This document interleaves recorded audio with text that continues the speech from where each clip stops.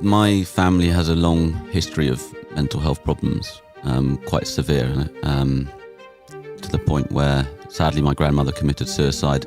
Most of my experience of bipolar has been on the depressive side, so I've managed to keep going into work, but often, whilst actually feeling suicidal, on paper everything is fine. I've got a girlfriend, I've got a roof over my head, I'm going into my work, but there's this constant sense of impending doom for me. It feels like all of that is a facade and no one quite has realised yet, and it's about to happen. And depression is this constant fog, but with a very direct negativity that's constantly undermining yourself, because your mind knows you best, so it knows best how to get into your head. So this is Vulnerable, the first founder mental health podcast powered by Founders Taboo. Let's get into it. Nick. Yeah. Welcome to Vulnerable. Thank you very much. It's an absolute pleasure to be here today. Yeah. There's not many people who've said that, actually, at the opening line of the podcast. Really? Yeah, I'm not sure whether it's because it's not a pleasure to be in my company, but I can understand that. Shit posting everywhere and all that kind of stuff. Maybe it's because I don't know you that well. Yeah. Well, we'll get to know each other by the end of this. He did say the monsters go off on the cameras. Has yours gone off? I think it will do. I think it. He pressed it a bit after yours. Oh, there we go. It's gone. Cool. Yeah. I read your story in the Times. I actually probably read about 0.1% of it. Fucking hell of a story. Thank you. Yeah. So, what 1% did you read? Just your story around bipolar, and I was like, wow. Obviously, we're going to get into that, and as you can see, there is no notes in front of me. It's purely from brain power and the power of conversation. But you are the founder of Minderful, psychiatrist by trade, by nature. I'm actually quite interested to just explore how being a qualified and still practicing or not. Yeah, so I'm still practicing. I'm technically on a training program still with the NHS, but I've taken what you would call a career break. Sabbatical. To focus on Minderful, yeah. Nice, okay. So still a practicing psychiatrist. How that has helped you become a founder? Yeah, that's a very good question. I think ultimately what you learn as a psychiatrist in the NHS is that there are incredible extremes of lived experience that people have to go through. And I think it gives you a very valuable perspective on what's really important. So that's helped me hugely in terms of the very natural and very needed kind of stresses and strains of startup life. It's given me the ability to step back when I've really needed to. I think that's probably been the best thing I've learned. And also ultimately, when you're starting a startup, it's the team and it's the people and that emotional intelligence and that ability to read the room and to know kind of who's kind of working well together and how to build that team. I think that's the other kind of key quality that being a psychiatrist has added to the game. Do you find it a bit odd coming from psychiatry into being a founder? Do you find yourself analysing people? Team members? I analyse people all the time, whether it's on the tube or whatever. I have a fascination for the human condition. Really? I love trying to think what's going through someone's head. That's one of my favourite games to play on the tube. Interesting. Yeah. I also do that. I think quite a lot of people do, actually. Yeah. Let's go back to Nick growing up. Nick or Nicholas? Nick would be, Nick. Yeah. I just got to be careful though, because I don't like Dr. Nick has bad connotations. Yeah, so. with The Simpsons. Yeah. So let's take people watching and listening back, and also take me back, because I think you're going to be fascinating. The story around your grandmother and your mother, and how actually, did that shape you growing up? Yeah. So yeah, my family has a long history of mental health problems, quite severe, to the point where sadly my grandmother committed suicide, and my mother has had a a very long struggle with mental illness, and I have to be careful what I say, obviously, because she's still alive. But she, the line that we've kind of agreed is that she's lucky to be alive. Like, she's been right on the edge at times, and she's been sectioned, suicidal, multiple attempts on her life. I think, I suppose the overarching lesson, and you try and take the positives from it all, is that despite the huge struggles my mum has had to go through, she's still managed to be that rock of love and support. And I think that is something I will always be amazed by, because I think it is particularly hard as a young mother when you're struggling with mental illness and all the expectations around society, around your own expectations of how you will be as a mother, to actually not be able to be totally there or to be that warmth and that loving kind of person. I think it's kind of some of the hardest situations you can put yourself into, and I really saw that as well. So I worked in my last placement within the NHS was a mother and baby unit specifically for people suffering with mental illness. Wow. So you have 10 mothers, 10 babies on the unit, and probably 25% of these babies by the end of their stay are probably going to go into care, and you're trying to manage the mental health issues and trying to create an environment where there's enough hope and belief that this mother can look after this baby, whilst also knowing that actually the baby comes first. And if we're not able to get the mother into that place, then it's going to have to be some quite severe lifelong kind of circumstances kind of change for that baby, and they get separated from their mothers. Wow. So I think perinatal mental health care it's getting a huge much more advocacy recently and much more support, and it is getting better, but it's a very interesting and particularly poignant part of mental health. How did you know your grandmother? No, I didn't know. Oh, okay. No. Understood. No. And how did and are you okay talking about this, by the way? Absolutely. Cool. Yeah. Just wanted to check. I'll let you know when I'm not. Yeah. Hopefully we don't get to that stage, but I'm just fascinated by this, because I think it's amazing how, and you'll know this better than I do as a doctor, but it's amazing how molded we become through our unconscious experiences. Absolutely. And yeah, I mean, we always talk nature, nurture, and in psychiatry we talk more about the biopsychosocial model. So there are these biological factors, things like your genetics. There are psychological factors, like were you bullied at school, did you have a loving family environment? And then there are social factors. So are you financially secure at the moment? Do you have loving relationships? And all of these factors feed together to create your kind of state of mind right now. And that's what's always fascinated me, is how can we actually try and take some of the more kind of scary, kind of hardcore kind of mental health, i.e. the kind of the sectioning, the drugs, the ECT or whatever, but can we actually do more in people's daily lives to make it possible for people to not have to go down that road, or not have to go to the extremes. So yeah, I think it is also interesting. I mean, there's a lot of talk recently. There's a guy called Benjamin Fry who wrote a book about intergenerational trauma, and this link between genetics and environment is very important. And there are people who strongly believe that actually traumas that were felt by a father or a mother or a grandparent can actually be passed down kind of genetically, almost through epigenetics.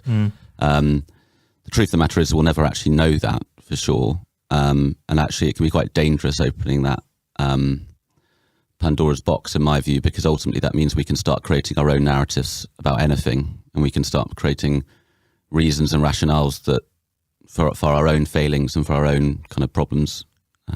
Yeah. Sorry, I'm going a bit down. No, please do go. It's absolutely fascinating.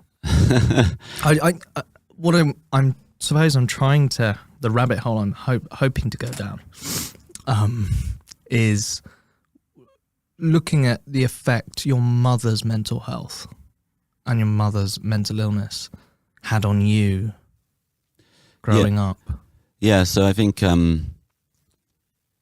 it does. I'm afraid I'm going to go back to it, the biopsychosocial model, but biologically, there happen to be the two conditions which are most genetically linked, i.e. kind of passed down through your genes, are, in terms of the mental health space, are schizophrenia and bipolar. So if you'd separated two identical twins at birth, they had completely different environments of nurture, so different upbringing, different continent, different education. If one of them ends up getting schizophrenia, there's a 60% chance the other one will as well. So there's a very strong link, stronger link than with most physical health problems. Bipolar is quite similar. It's more like 40-50%. And then severe depression and some of these other conditions are more like 10-20%. But there are very clear links. So you can't get away from the genetic propensity that can be held. But then there are, of course, the ways in which we're nurtured and brought up in. And I'm sure that when one, we're all learning, we all have learnt behaviours. And, I will have seen my mother suffering. It would have been probably, most importantly, we'd probably go back to kind of attachment theory and Bowlby and kind of how we think about creating a very stable, loving structure early on in life that can enable us to actually be more resilient and take on more stress later on in our lives. And I think if you have that, and that's the thing that I always aspire to with my own management of my health, is actually, can I create enough security and stability and consistency in my life that I can actually build more than I destroy, is sometimes the way I look at it. Because we all have moments, it is a game of snakes and ladders life. It's a game of, It's a lovely way to put it, by the way. It is a game of snakes and ladders. Yeah, and I think you just got to make sure that the ladders are slightly longer than the snakes. Yes. And that's the area that I find interesting, is how can we find those increments across the board to actually mean long term we make big changes. It's fascinating. Do you have any early memories, or do you have any distinct memories of growing up experiencing your mother's mental health? Yeah, so my parents tried extremely hard to, and like I said, my mother was amazing at kind of ultimately still providing that rock and support. But yeah, I mean, it was at times a weight of kind of, my mum was depressed for months, if not years at a time at that point. And for her, getting out of bed was a huge achievement, and getting us to school was a huge achievement. So in those moments, there is sometimes a heaviness that depression brings to most people, and those who are living around it as well, because it's a very insular, and I think a lot of people find it, incredibly hard to empathise with until you've actually felt it yourself. And that's another point I always make, is that my grandfather, who wonderful man that he is, he's still around, knocking around at 93 or something. Wow. He witnessed his first wife commit suicide. He's seen my mum go through a hell of a lot. He's seen me struggle at times. But does his mind allow him to really empathise and go there? No. And I think it's really important that people who are mental health campaigners accept that, just because we can't expect people to understand our experience as well as we do. And I think there's often this kind of black and white thinking that, you're either really support us or you're not. And I think that there are lots of gradations, and I think that we need to accept that actually for some people, they're not going to be able to emotionally go there. They're not, their neuronal connections and their frontal cortex are different to ours, which means that they're not going to necessarily understand things in the same way that we do. Hey, can I ask a massive favour? Can you subscribe to this podcast right now, if you haven't already? Your subscribes, your sharing, your liking, your commenting all over social media is increasing our reach, and it's meaning that founders out there know it's okay to talk about their mental health. Thank you.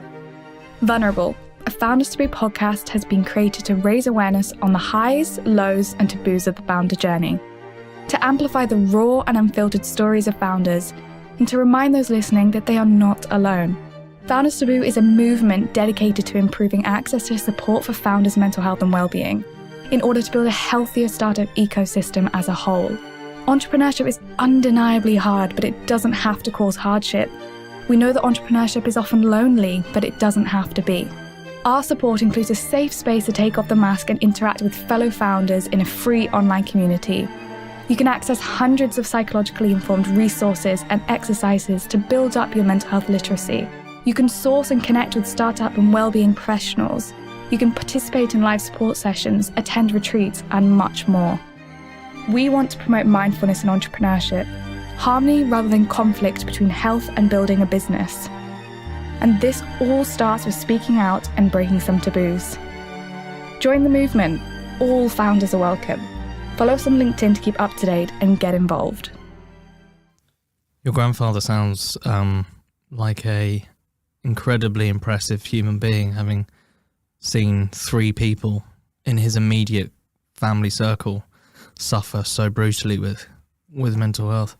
Yeah, no, he is, but I think and I would definitely credit him with that, obviously, but I also would say it's his character that has meant that he's been naturally, I would say, kind of more able to deflect and not go into the depths of some of the deeper thinking and I see it a lot with friends who I talk about, because I obviously speak quite openly about my experience, and it is interesting to talk to people who have now had their own experiences of depression or anxiety, and they really look at me and say, God, how are you doing that during med school? How are you getting through that? Or how are you doing this? And I think it's just this thing of, we all have different experiences. And yeah, I think my grandfather's been amazing, but actually in some ways it's his character and the fact that he doesn't have that bandwidth of emotional intelligence that's probably meant that he could cope so well. Has he spoken about it? And he's very stiff upper lip. He's that classic. But yeah, I mean, I think sadly, he is quite, old now, and he's got some very early stages of dementia, so there isn't really that opportunity to talk one-to-one now when in my position of kind of more confidence. I think sadly, even 5 years ago, I wouldn't have felt able to talk to him like this about things, and it's a missed opportunity, which I really feel with my other grandfather as well. It's sad to not have shared that with them.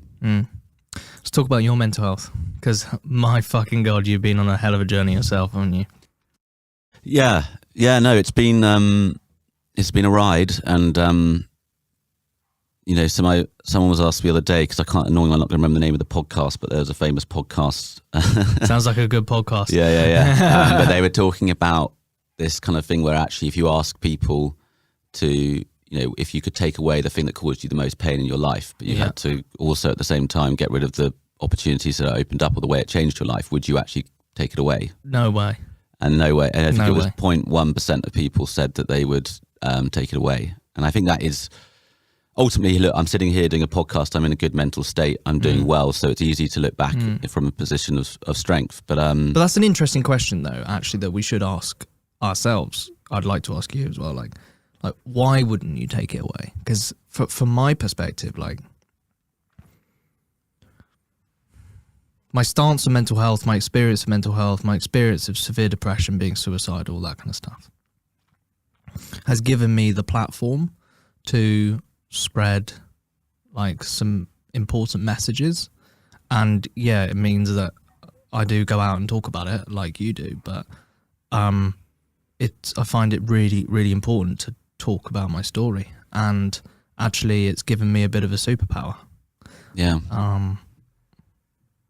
Yeah, I agree, and again, I happen to be one of those people as well who've come out of that and felt completely, utterly fired up to try and understand my own condition, but also I just don't want, it's a bit cliche, but it is. I say it still, even though I know it's cliche. It's like all I want to do is stop another person from having to go through that psychological distress and pain and anguish that I had to. And it's amazing how the mind forgets. But occasionally I do kind of do some practice in terms of just going back to how bad it has been at times and just trying to connect with some of that desperation that I did feel.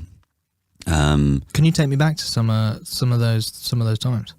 Yeah, I mean, sometimes it sounds very ordinary, but it is just for me, most of my experience with bipolar has been on the depressive side, and quite treatment resistant as well. So I've had quite long episodes at times.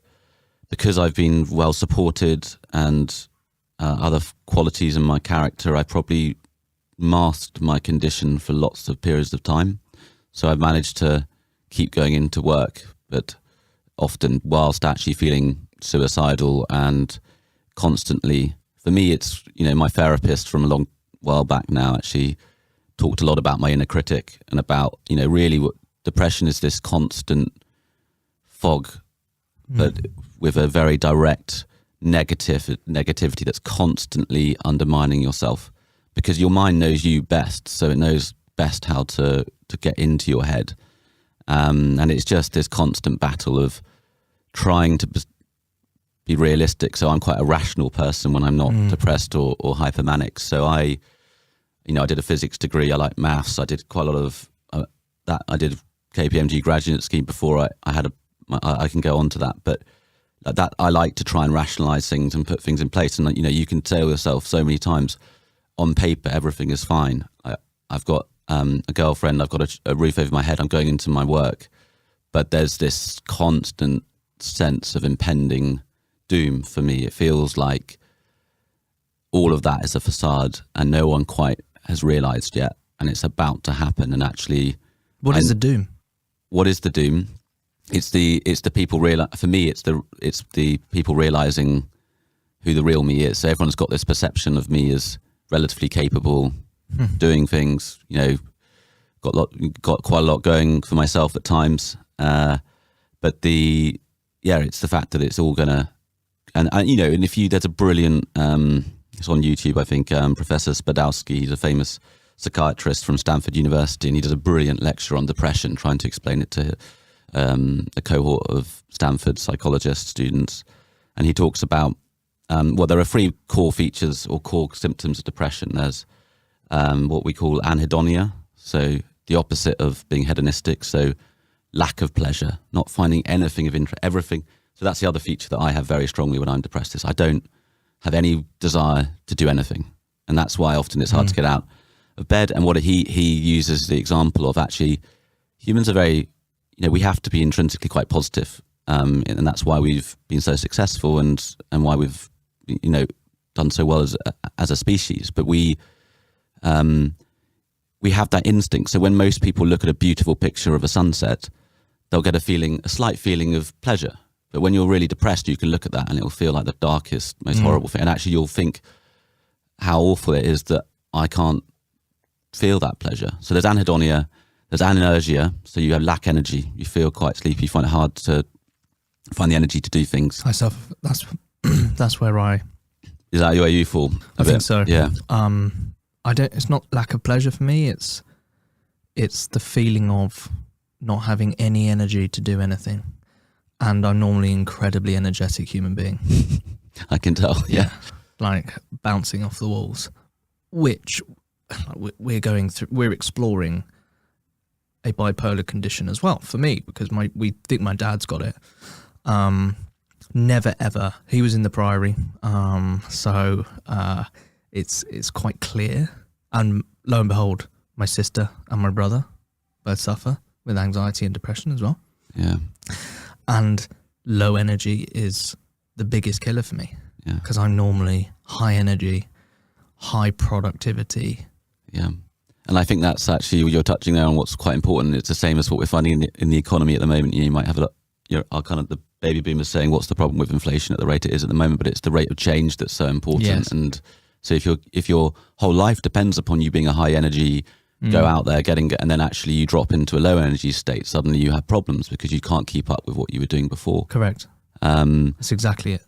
And then the third symptom, which is the obvious one, is low mood. But those are the 3 core symptoms. And then what you find is actually you look at triangles of, and I will stop with these triangles, but I've always thought they were quite kind of beautiful in a way. But there are biological symptoms, which there's a triangle of, which is where you look at things like sleep, libido, appetite. So those are the more biological. So what's changing in terms of those things? And then you've got cognitive symptoms. So these are things that are a bit like I was touching on before around, it's called Beck's triad of cognitive symptoms around depression. But it's things like feeling worthless, feeling guilty, the world's against you, those types of things. And so on a more kind of exciting side of things, with digital kind of mental health kind of space right now, the data sets we're getting is allowing us to actually start to do phenotypes of depression. So at the moment, if you were to be a psychiatrist in the NHS, you have one nice guideline, which are the guidelines we use in terms of prescribing people for depression. There's just one route for anyone with symptoms of depression.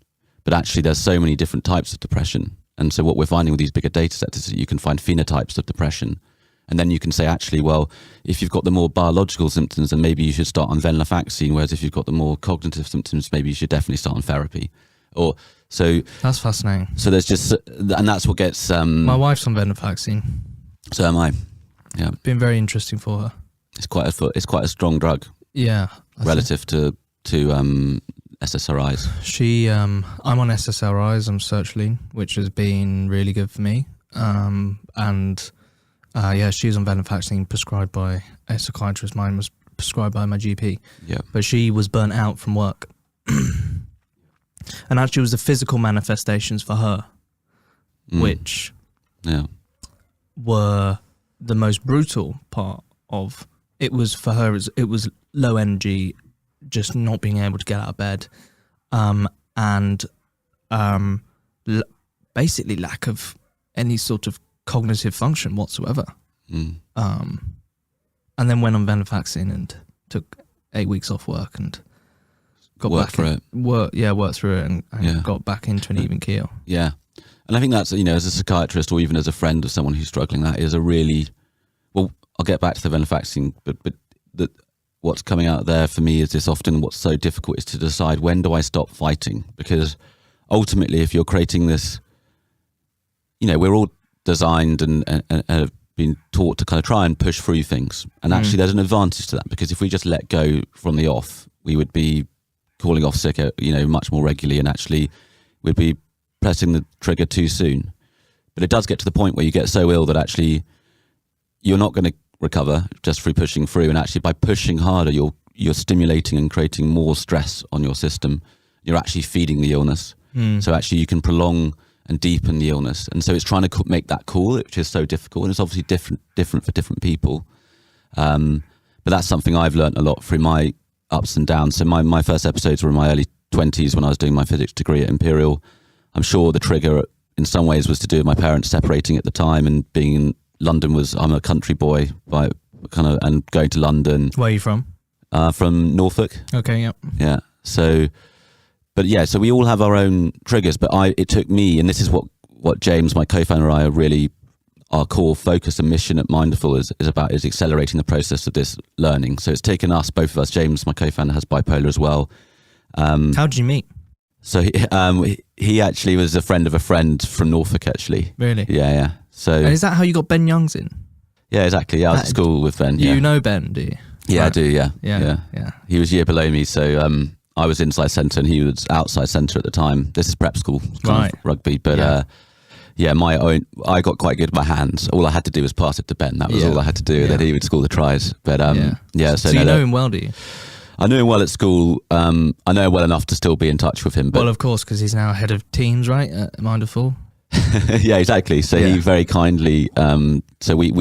He came on as head of team sports for us at Minderful, which was very kind of him. I mean, he's represents some quite big brands. So He's England's most capped rugby player, male rugby player. Yeah, it's extraordinary. Yeah, it is going as well. Yeah, well, scrummies often do, don't they? But no, he's a really they're a great family, the Youngs family. Yeah, and been through a hell of a lot recently as well. Huge amount, and they're very supportive of lots of different charities, but they also very much understand the mental health space as well, and that's why I think Ben wanted to do it. Do they have a link in there? I seem to, somewhere in my brain, racking, because I'm a massive rugby fan, right? I'm real rugby north, so this is why. Okay, I seem to think they have a link into bipolar or a serious mental health condition somewhere.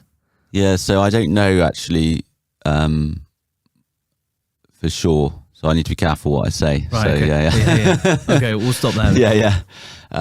But yeah, I think whatever happens, what's gone on with Tom, and so Tom and Tiff so Tom's the older brother. They're both at school with me, but a bit older, so that they probably don't know who I am too much. But they've been on a hell of a journey. And Tiff passed away sadly earlier this year. Yeah, and but I think they've got such a they're proper Norfolk family. They've got big farming roots. He's still farming now, Tom. He's Yeah, taken over the family business, isn't he? Yeah, and Anyway, Yeah. this has gone really niche. Yeah. People are like, who the fuck are these guys? Yeah. Should we just spend the rest of the podcast talking about rugby? Yeah, we could do that. Yeah. Yeah. But I think I don't know where that started, but I You're think, talking about your co-founder from Norfolk. oh yeah, exactly. So James and I met, and I think, what we really recognised was that we'd both gone on these long journeys of trying to work out what happened to us and what we need to do to be stable enough to achieve the kind of things we want to do in our lives, whether it's kind of have a family, build a business, etc. Because that is the really difficult thing about mental illness, is it just causes a cliff edge every few years for people. So they just start to build things up again. Mine's more frequent than that, actually. Is it? Yeah. I find every 6 months. Yeah. I was in one recently. They don't, I wasn't quite suicidal, but I was in a real hole through August. Yeah. And early September. Real hole. And I'd been really, really good. And then low mood, low energy. Couldn't get out of bed. Well, I could get out of bed, but I wasn't showering until like 4 p.m. Like I just couldn't give a shit. Yeah, I know that feeling. And then trying to build a business as well, and things weren't going my way. And I just sat down with Abby one evening. I was like, it's back again, fucking back again. Yeah. And no, I thought, I mean, it's very variable. I said that kind of off the cuff 2 or 3 years. Obviously, it's an average. I mean, for me, it's probably until very recently where I've had kind of a good 3 year period of being well, it would be on a kind of annual basis generally for me. That's amazing. And yeah. What do you think the factors are for you being well? So I think the most fundamental factor is having a very wonderful wife, I suppose, has been probably the overarching change in my life. It's likewise for me. It didn't solve all the problems, but it helped overall in just holding things just about in the right place. And then there have been other things, and I think the other big thing for me, which people in this space sometimes don't, you have to be careful how you frame it, but I'm a huge advocate of the holistic offering. But for me, the medication has been absolutely key.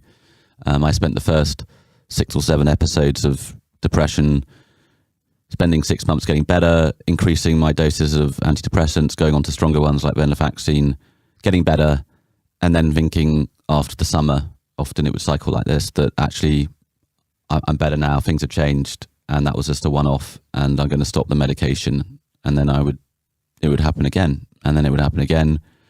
And then finally, probably about 4 years ago, I was like, I'm going to stay on, when I get better again this time, I'm just going to stay on the medication for at least 2 or 3 years and see what happens. And I did that, and I haven't gone out of the barriers. I haven't become destructive. I've still been difficult at times. Like I go up and down, and I'm not the most the stable partner or father even, now that I've got a little one. But I'm within the realms of functioning and building a life for myself and my family. So yeah, medication, relationships, my wife, and ultimately, I mean, startup world is stressful. We both know that. But working in a space, whether it's the NHS or Minderful, working in a space that I care deeply about, is the other. Those are the 3 things for me. Yeah. How long has Minderful been going for? So we've been going for about 3 years now. Wow. Yeah. And you created Minderful with James. Yeah. Off the back of your experiences. And it's kind of, you built this app which gives people the educational toolkit. In essence, that's how I understand it, to not just cope, but also thrive with varying degrees of mental health conditions. Is the app, first and foremost, have I got the description of the app right? No, I need you to come on some pictures, I think. No, that is it. I think the only thing I would add to that is that ultimately, yes, at the moment it's a content proposition where we curate this library of ideas and activities that are good for the mind. Right. And that is the kind of toolkit you're talking about. But it's important to emphasize that the ultimate goal is to get people back into the real world and actually do these things. So we have gently gamified it with some nice badges and stuff, so people can start collecting badges, a bit like the Scouts. But yeah, we have a big emphasis on. Of course, we understand the learning piece, the therapy piece, or whatever. But we think the thing that has been underrepresented in the space is actually going out into the world and doing things. And that was something that both James and I felt quite strongly about. So that's kind of important to us. How have you found people's engagement with the app over the course of the last 3 years? Because there are lots of content apps now out there. I mean, I would put Calm in that bracket, to be honest with you. Headspace. Why do you think content works for people? Yeah, I mean, you're right. The attention economy is a very competitive one, and the content space, is obviously part of that. So, yeah, we found and we've transitioned over the last 2 or 3 years from a direct-to-consumer proposition to a B2B proposition, because we actually see the B2B proposition as an opportunity. Basically, what I suppose the long and short of it is to create a content proposition, or just actually any app proposition that has the retention and engagement metrics and the kind of virality that one wants to actually really scale. It doesn't happen overnight. It's a good, in my view. I mean, you think you're going to do it in a year, but then actually you realise it's probably going to take 2 or 3 or 4 years. So what we have done to kind of keep the dream alive, but also kind of quite effectively test, is create environments within businesses where we can use the digital proposition as it is, but also support it with more analog solutions. So we will often deliver the app to a business, but then we will also do a few bits of training or experience in a more analog way, where we actually fill in the gaps of some of the features we have on the digital proposition. So we might really focus on community. There are features we know we want to put into the app, around facilitation, community, measurement.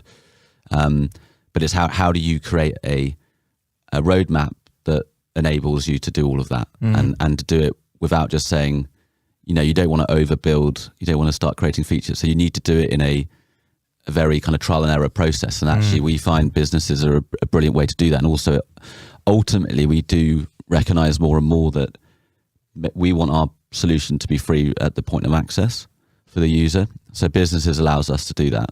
And actually we do think more and more, especially now that I'm working full time, focusing a bit more on the R&D play and thinking, can we get this, on NICE guidelines? Can we get this delivered actually as a healthcare solution? What have been the fuck ups so far? God, I mean, there's been so many. I mean, there are so many. What's the best example of a fuck up? Mate, give me as many as possible, because I fucking love fuck ups. People and managing the team, I think one has to be. I don't want to put that under the bracket of fuck ups, but in terms of who you bring into the company at when you're all very green at the beginning, you can make some mistakes, and we made some mistakes there, and also I think we've been consistently very careful and quite bootstrapped throughout our process of pre-seed. So we haven't done any wild kind of like moments of just splashing 50k or something like that and thinking what the hell happened there. But yeah, I think the problems we're facing are I don't think they're going to be that interesting for the podcast, but I can roll them off, but they're kind of like the standard stuff around, have we actually been effectively testing the app for the first 3 months, because we were interpreting the mixed panel data right. I know it's quite boring stuff, but it's quite. I don't think it's boring at all. I think this podcast, whilst it's focused on founder mental health, a lot of founder mental health is also attributed to fuck ups and product problems and deep strategy issues, and that's just my experience. My experience of being a founder and having a mental health condition is that I take things very personally. Yeah. And I think when you're building a company, you tend to do that. So yeah, I mean, I think it's really interesting. Well, I think the other, we had strategically there was a big play that was, do we build, code wise in both iOS and Android at the same time through Flutter all through, What did you go for? and we had decided to go native. Really? And we went iOS first, and then there wasn't potentially enough communication between the business side of the team and because if we were going direct to consumer, it made perfect sense.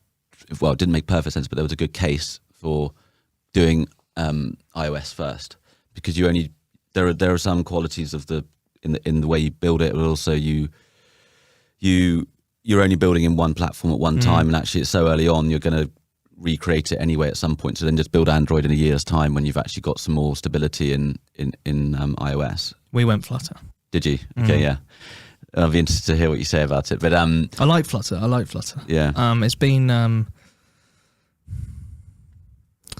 I think the difference, this is just my opinion, like the difference between Flutter and going native is probably slightly reduced like UI functionality in many cases, but equally our product's not for like D2C. D2C is an element which we facilitate within the product as a piece of software for trainers. But yeah, it's been that was a real mindful. To be honest with you, I can barely use a Word document, so I kind of like offload a lot of my. I'm very good at delegating now. Like really, really good. Yeah. I very much sit in my wheelhouse every day, which I'm not even sure whether I'm any good at it anymore. But I don't know. But I kind of sit in my. Yeah, everyone's got this like these circles of excellence, right? And then I've got a circle of excellence over here, and then most of my time is trying to wade through my circle of kind of shit, which I'm really shit at. Yeah. But trying my best to mask it to the team. Yeah. Yeah, and I think that's something I was thinking on the way over here, because I was just thinking about, the title of this post, or this podcast being around vulnerability and stuff like that. And I think you're bound to take everything really personally, because you put so much sweat, love and tears into this, and it becomes so much part of your identity. You're constantly projecting yourself, probably more than you'd feel comfortable in your normal life. You're putting yourself Correct. out there all the time, and you're also always putting out something really, I mean, everyone might say 80-20, but it's probably more like 70-30, 60-40 quite a lot of the time, and you're just having to take feedback on that on the chin and kind of a lot of the time. Correct. And there's and everyone you're speaking to is, you're, from an investor and a sales point of view, you're kind of having to work around them still at this early stage quite a lot of the time. Yeah, very much so. And I find that pretty exhausting. And that's where it does come back to having that. I constantly take it back to what am I really trying to achieve. I suppose, like I say, I'm quite a rational person. I'm quite a pragmatic person, and as long as I can feed back that kind of some of that negativity or some of that kind of having to feel uncomfortable, but feed it back into the ultimate vision and mission, then it kind of works for me. And that would be one of my bits of advice to any founder is, I mean, obviously it depends on who you are, but there's no point doing this unless you really believe in your mission and you think you can have a really meaningful impact. And it needs to go, for me, very much way beyond just the money, because that's not going to be enough to get you through the shit times. I've had that same dilemma recently. I'm happy to be vulnerable about this because I don't think that any of my investors listen to this. Some perspectives probably do, but because I know some of them. But yeah, I had a real moment. It was actually coincided with my last bout of depression. A real moment of, do I really want this? Like, am I actually loving solving this problem at the moment? And the answer was no, because I was solving the wrong problem. I started off the company trying to solve one problem and actually ended up solving another problem, because to solve the bigger problem, we have to solve the other problem first. Am I loving solving that problem? Not really. Yeah. No. Yeah. And it's hard work when you're in that cycle. It's really difficult. And that's one of the big things I struggle with daily, is asking myself, like, am I loving this? I'm not sure I am. Yeah, well, I go through those thoughts as well, and we've done a similar. Well, the big kind of pivot for us was really saying, right, actually, if we're going to get any revenue through the door, it's going to probably be B2B in the next year. It's not going to be D2C, and if it is, then I mean, we'll be fucking lucky. And actually, I don't want to be living on that 0.001%, whatever, in terms of the next year. So it was like, well, let's take some pragmatic decisions right now and think about how we can still feed it into the overall runway. How do you pivot from D2C to B2B? So for people interested. Yeah, so we still offer, and we still think that fundamentally the actual digital solution needs to feel D2C. Yes. And it needs to feel like the person's not at work in any way. Like it's not white labeled into the business's systems and stuff like that. It needs to feel D2C. So we keep the app really just pure. I mean, it will obviously influence a little bit where the money's coming from, but the product and the app, the digital solution, remains D2C. And then we just offer a kind of a marketplace effectively to B2B, where we can offer consultancy, experiences, training, to support kind of things like psychological safety, mental health awareness, quality, diversity and inclusion, some core kind of elements that can be done. So it's basically a D2C proposition wrapped up by some more analog B2B elements. Interesting. Yeah. And from a marketing perspective, how does that shift?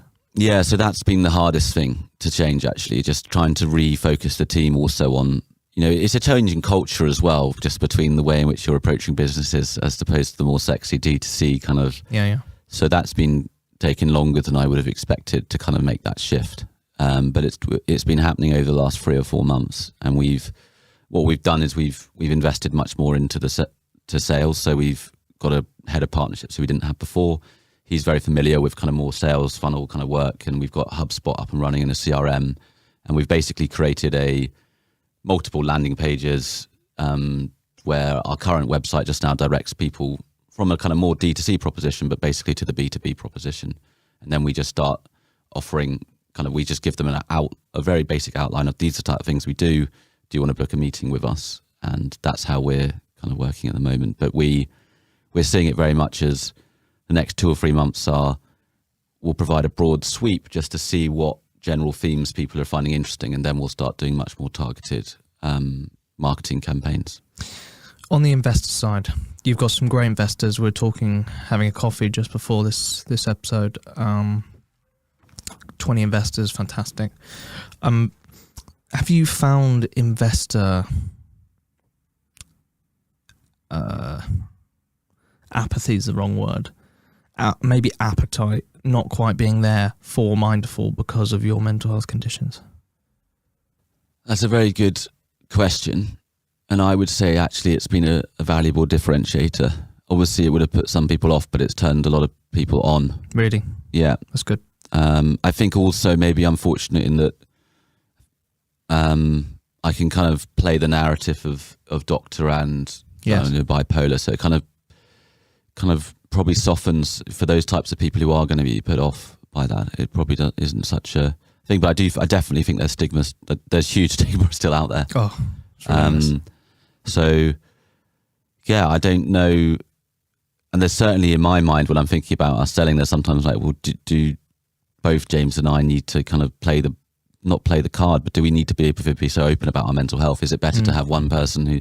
So when we started, he is still our co-founder as well, Ed Colthurst, but he's just stepped back a bit. But he was that rock in terms of, so he was 10 years at PwC, kind of no kind of mental health problems, quite kind of reassuring from that side of things. So that was quite a good kind of balancing act for us. And I think it is important, and I believe this very strongly, is that I am a pragmatic person, but I am also a mental health campaigner. But you have to work around the environment that you're living in at the moment. And I think, I've just delivered and promoted a big NHS anti-stigma campaign around mental health, where we managed, it was around a trust that employed 8,000 people. We did a load of recruiting to try and get people trained and ready to deliver publicly their own experience of mental illness as NHS employees. We only managed to recruit 6 people out of 8,000. How does that feel? Well, it's I mean, it's Feels like we got a hell of a long way to go. it does, and I think the education piece, and this is the other, is huge, because there's a lot of kind of there's a lot of talk and there's a lot of kind of fluff around mental health awareness and people's understanding, but in practice, it's people. You know, I talk quite openly to. So I'm a cohort of other psychiatrists. So I'll do a lecture on my case. So I will normally we would present a patient's case, but I'll present my case to 50 to 100 psychiatrists in quite a formal way. You know, like this is when, you know, and detailed way, and it's amazing the response I get at the end. Like people don't know. People are squirming in their chairs. They just don't know what to do. Really? Yeah. Why do you think that is? Well, I think interestingly, there is quite a lot of stats to suggest that people working in healthcare professions, particularly mental health care professions, actually have more hold more stigma than in the general public. I think doctors and healthcare professionals are often told this kind of narrative that certainly doctors anyway, from my experience, that we have to behave slightly better than the rest of society. We're GMC registered, and we're doctors, and and also we need to demonstrate the kind of example of good health. Yes. So we're all, the white knight syndrome is what they call it sometimes. So how could you be mentally ill and care for the mentally ill? Exactly. There's a massive, dichotomy there, isn't there? Yeah, which has got huge problems associated with it. And what was also sad about these people we recruited, 6 of them, out of 6 of them, I think 4 of them, not sad, but it shows you how, I think 4 or 5 of them were from the peer support network anyway. So these are people who are, these are people who, I think we've got the... we got the timer. Yeah. But the doesn't happen that often, but we must have been going for ages. I'll just stop with this one because it's quite interesting, I think. So the peer support group. So you know what we've tried to do in the NHS and across healthcare systems is bring in people with lived experience. So you have these peer support workforces. So we've got about, I think, 180 at this trust. Of the people who were willing to talk openly, out of these 6, 5 of them were from that group. So I was the only person who didn't come in from peer support network who would openly talk about this. Yeah. So yeah, it's a big problem, and I will continually talk about it. But I will also, in my business case and whatever, I will be thinking longer term, and I'm gonna choose how much I say and what I do say to investors and those types of people, because ultimately I want to work with people who get it, and I will always be open about the fact that I have bipolar. But I won't be necessarily as vulnerable or as open as I have been today with you, as I will be with some of my investors. Of course. Yeah. Well, I appreciate that. This is the title of this podcast, and I think for you coming on here and exploring your bipolar, exploring your mother's bipolar, and talking about your grandmother's bipolar is extraordinary. You're a fascinating human being, and it's been a real pleasure to have you. So, I just want to thank you for being that white knight who's going against the grain and making a better world for people out there with mental health issues, because there's a lot of us, but there is a lot of hope. Absolutely. Yeah, it's been, as I said at the beginning, absolute pleasure to be here, and it's a pleasure to have experienced this podcast. I think it's wonderful that you're opening this up, especially to the kind of communities that you're focusing on at the moment, because I think, you know, founders and startups, you know, really need some more of this. Keep it up. Will do.